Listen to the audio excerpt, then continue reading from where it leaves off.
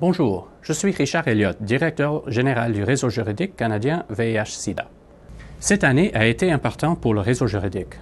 Ces dernières semaines, vous avez possiblement pris connaissance de nos mises à jour sur des enjeux cruciaux qui affectent les vies des personnes vivant avec le VIH ou Sida et les personnes qui en sont affectées. Nous sommes à l'avant-plan de nombreux dossiers de grande importance pour les droits humains. Après beaucoup de préparation, nous avons déposé une poursuite contre le gouvernement du Canada pour son échec à protéger la santé des personnes incarcérées en refusant de mettre en œuvre des programmes d'échange de seringues en prison pour prévenir la propagation du VIH. Et plus récemment, nous avons accueilli l'introduction du projet de loi C-398 qui permettra au Canada de tenir sa promesse d'exporter des médicaments abordables aux pays en développement. Ce projet de loi, auquel nous avons travaillé depuis plusieurs années, a le potentiel d'aider à la lutte pour sauver de millions de vies. Par contre, dans un autre domaine, la Cour suprême du Canada a rendu récemment un jugement désastreux.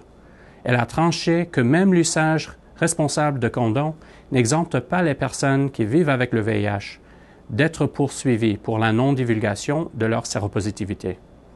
14 ans après la première affaire qui faisait jurisprudence, dans laquelle nous étions intervenus, et malgré les progrès considérables de la science, la Cour suprême vient d'ouvrir la voie à des condamnations pour non-divulgation, même quand le risque de transmission de l'infection est négligeable. Une grande confusion s'est installée immédiatement après le jugement, à savoir si c'était une victoire du point de vue des droits de la personne. Laissez-moi le dire très clairement, non, ce n'est pas le cas. Nous continuerons nos efforts afin que les conséquences néfastes de ce jugement soient bien comprises. Voilà le genre de travail que nous faisons depuis 20 ans, défendre et promouvoir les droits humains des personnes vivant avec le VIH et des personnes et communautés qui sont frappées plus particulièrement par la pandémie, au Canada et dans le monde. Nous accomplissons ce travail exigeant parce que l'histoire du VIH a démontré maintes fois que sans la protection et la promotion des droits humains, nous ne vaincrons pas cette pandémie. Lorsque la stigmatisation et les préjugés empêchent des gens de demander un test du VIH, un traitement ou des services de soutien, c'est un problème de droits humains. Lorsque les femmes sont abusées sexuellement ou violentées ou appauvries parce que la loi leur refuse un accès équitable aux ressources familiales, elles sont plus vulnérables au VIH et moins susceptibles de recevoir des soins adéquats en cas d'infection. Lorsque le travail du sexe est criminalisé, il est plus difficile pour les travailleuses et les travailleurs sexuels de contrôler leurs conditions de travail. Leur santé et leur sécurité sont compromises.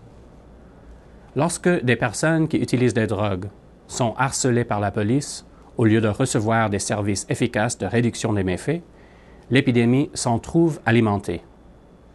Lorsque les personnes gays ou transgenres subissent de la violence ou que leur identité même est criminalisée, comment peut-on attendre que les efforts de prévention ou de soins pour le VIH portent fruit?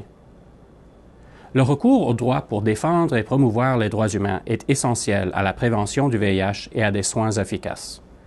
Également, nous défendons et promouvons les droits humains parce que c'est ce qu'il faut faire. Toutefois, je dois vous le dire, notre capacité d'accomplir ce travail crucial est menacée. Vous en avez peut-être entendu parler, le financement du réseau juridique dans le cadre de la stratégie fédérale sur le sida a été récemment réduit des 2/3. Ce n'est pas parce que les activités que nous proposions étaient considérées comme du plaidoyer, mais à cause de la simple possibilité qu'elles puissent aboutir à quelque chose qui pourrait servir à du plaidoyer dans l'avenir. Pensez-y 2 secondes. Une grande partie de notre travail est jugée inadmissible au financement. Les outils pour aider les gens et les organismes à défendre les droits de la personne sont devenus non finançables. C'est un coup dur pour le réseau juridique.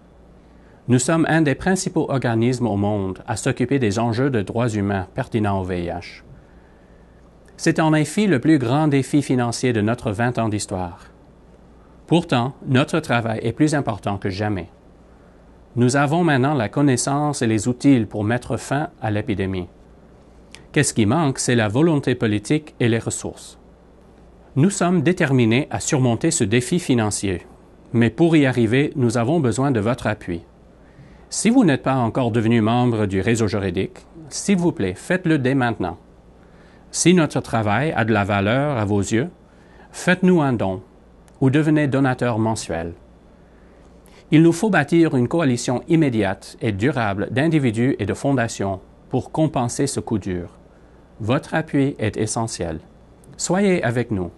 Aidez le réseau juridique, s'il vous plaît, à continuer de défendre les droits et la dignité des personnes qui vivent avec le VIH et le sida et les personnes qui en sont affectées. Je vous remercie.